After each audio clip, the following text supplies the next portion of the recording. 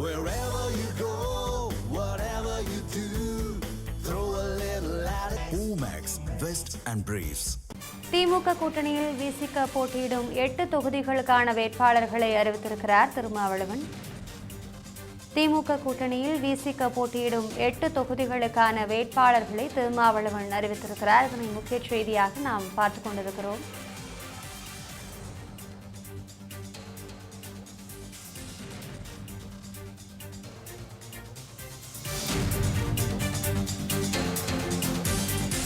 காட்டுமன்னார்கோவில் தொகுதியில் தொல் திருமாவளவன் போட்டியிடுவதாக விசிக அறிவித்திருக்கிறது. விசிக வேட்பாளர்கள் அறிவிக்கப்பட்டுள்ளனர். திமுக கூட்டணியில் விசிக போட்டியிடும் 8 தொகுதிகளுக்கான வேட்பாளர்களை திருமாவளவன் அறிவித்திருக்கிறார். இதில் காட்டுமன்னார் தொகுதியில் தொல் திருமாவளவன் போட்டியிடுவதாக விசிக அறிவித்திருக்கிறது.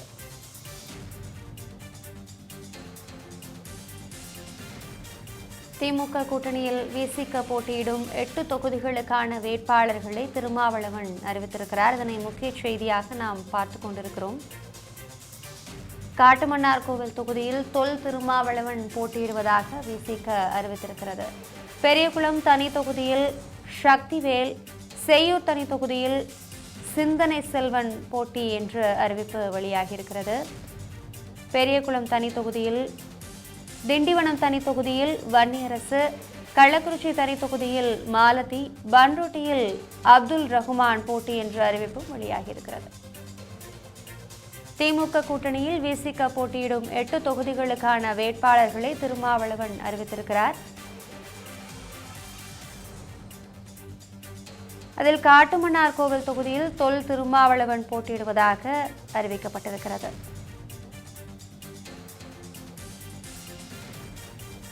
பெரியகுளம் தனி தொகுதியில் சக்திவேல், செய்யூர் தனி தொகுதியில் சிந்தனை செல்வன் போட்டி எனவும் தெரிவிக்கப்பட்டிருக்கிறது. கள்ளக்குறிச்சியில் 84 விருப்ப மனுக்களும், செய்யூரில் 39 விருப்ப மனுக்களும், அரக்கோணத்தில் 47 விருப்ப மனுக்களும், திண்டிவனத்தில் 54 விருப்ப மனுக்களும், பன்ருட்டியில் 25 விருப்ப மனுக்களும், பெரியகுளத்தில் 33, திருப்போரூரில் 19 விருப்ப மனுக்கள் என்று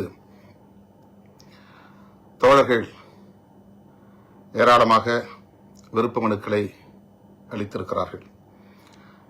80 பேரில் காட்டுமன்னார்குடியில் ஒருவரைத்தான் தேர்வு செய்ய முடியும் என்பது உங்களுக்கு தெரியும். அதுபோல 84இல் 1, 39இல் 1, 47இல் 1, 54இல் 1, 25இல் 1, பெரியகுளம் 33இல் 1, திருப்போரூரில் 19இல் 1 என்று தேர்வு செய்து அறிவிக்கிற நிலையில் எஞ்சிய தோழர்கள், விருப்ப மனுக்களை தாக்கல் செய்த தோழர்கள் தங்களுக்கு அந்த வாய்ப்பு கிடைக்கவில்லை என்கிற அதிர்ச்சிக்கு ஆளாக நேரும். அரசு எதிர்கொண்டாக வேண்டும் என்கிற ஒரு அரசியல் ஒவ்வொரு கட்சியிலும் நிலவுகிற ஒரு அரசியல்தான். ஆகவே தேர்வு செய்யப்படுகிற தோழர்கள் மட்டும்தான் தகுதி பெற்றவர்கள், மற்றவர்கள் தகுதியற்றவர்கள் என்ற பொருளில் அல்ல. ஆனால் ஒருவரைத்தான் தேர்வு செய்ய முடியும் என்கிற நிலையில் இந்த வாய்ப்பு கிட்டாத தோழர்களுக்கு என்னுடைய ஆறுதலை முதலில் தெரிவித்துக் கொள்கிறேன். அதனால்தான் உயர்நிலைக் குழுவிலே நான் சொன்னேன், இப்படி தேர்வு செய்யக்கூடிய ஒரு நிலை கட்சி தலைவருக்கு இருக்கக்கூடாது. கட்சியின் மாவட்ட நிர்வாகக் குழுவில் வேட்பாளரை தேர்வு செய்து அனுப்ப வேண்டும். மாநில நிர்வாகக் குழு அதை ஆய்வு செய்ய வேண்டும்.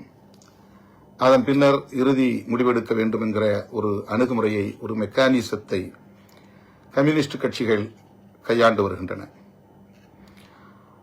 இனிவரும் காலங்களில் வேட்பாளர்களை தேர்வு செய்கிற பொறுப்பு அந்தந்த மாவட்டங்களை சார்ந்த நிர்வாகிகளுக்கே இருக்க வேண்டும் என்பதை நான் வலியுறுத்த விரும்புகிறேன். அப்படித்தான் இனி நடைமுறைப்படுத்தப் போகிறோம் என்பதையும் தெரிவித்துக் கொள்கிறேன். இதுதான் நானே வேட்பாளரை தேர்வு செய்கிற கடைசி தேர்தல் என்பதை வலியோடு நான் தெரிவித்துக் கொள்ள விரும்புகிறேன். இந்த தேர்தலில் நாம் எதிர்கொள்ளவிருக்கிற நெருக்கடிகள், வலதுசாரிகள் இங்கே வலுப்பெற்றுவிடக் கூடாது என்பதுதான். பல நெருக்கடிகள் இருந்தாலும் வலதுசாரிகள், மதவாத சக்திகள் வலுப்பெற்றுவிடக் கூடாது என்கிற அடிப்படையில் தான் திராவிட முன்னேற்றக் கழகத்தோடு நாம் கைகோர்த்து களத்தில் நிற்கிறோம். பல்வேறு வருத்தங்கள் நமக்கு இருந்தாலும் கூட, அதாவது நிறைய கூடுதல் தொகுதிகளை கேட்டு பெற முடியவில்லை என்கிற வருத்தம், குறிப்பாக அரூர் தொகுதியை கேட்டு பெற முடியவில்லை என்கிற வருத்தம். அதற்காக நான் அரூர் தொகுதியை சார்ந்த தோழர்களுக்கு, தருமபுரி மாவட்டத்தை சார்ந்த தோழர்களுக்கு எனது வருத்தத்தை தெரிவித்துக் கொள்கிறேன். இன்னும் பல வருத்தங்கள், வழிகள் நமக்கு உண்டுதான். இதுதான் தேர்தல் அரசியல். இந்த தேர்தல் அரசியலை நாம் எதிர்கொண்டாக வேண்டும். நெருக்கடிகளை கடந்து சென்றாக வேண்டும். இன்னும் நாம் ஒரு மகத்தான அரசியல் சக்தி என்பதை உறுதி செய்தாக வேண்டும் என்கிற பொறுப்புணர்வோடு இந்த தேர்தல் களத்தில் நாம் களமிறங்க இருக்கிறோம். இந்த நிலையில் ஒரு நீண்ட நெடிய உளவியல் போராட்டங்களுக்கு பின்னர்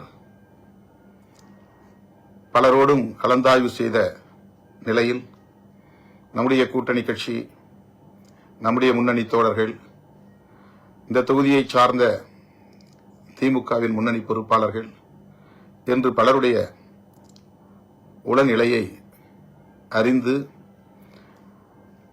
தற்போது நிலவுகிற தமிழக அரசியல் சூழலை அறிந்து, எதிர்காலத்தில் தமிழ்நாட்டு அரசியலை எவ்வாறு நாம் வழிநடத்த இருக்கிறோம், நம்முடைய கட்சியை எப்படி வலுப்படுத்த இருக்கிறோம் என்பதையெல்லாம் கணக்கில் கொண்டு நான் இந்த வேட்பாளர் பட்டியலை அறிவிக்க இருக்கிறேன். வழக்கம் போல தோழர்கள், குறிப்பாக விருப்பமனு செலுத்தி ஆர்வத்தோடு காத்திருக்கிற தோழர்களில் பலர் தங்களுக்கு இந்த வாய்ப்பு கிட்டவில்லை என்கிற வருத்தம் இருக்கும். அந்த வருத்தத்தை எண்ணி நான் வேதனையோடு, உங்கள் உணர்வுகளை மதிக்கிறவன் என்கிற அந்த பொறுப்புணர்வோடு இந்த பட்டியலை நான் முன்வைக்கிறேன்.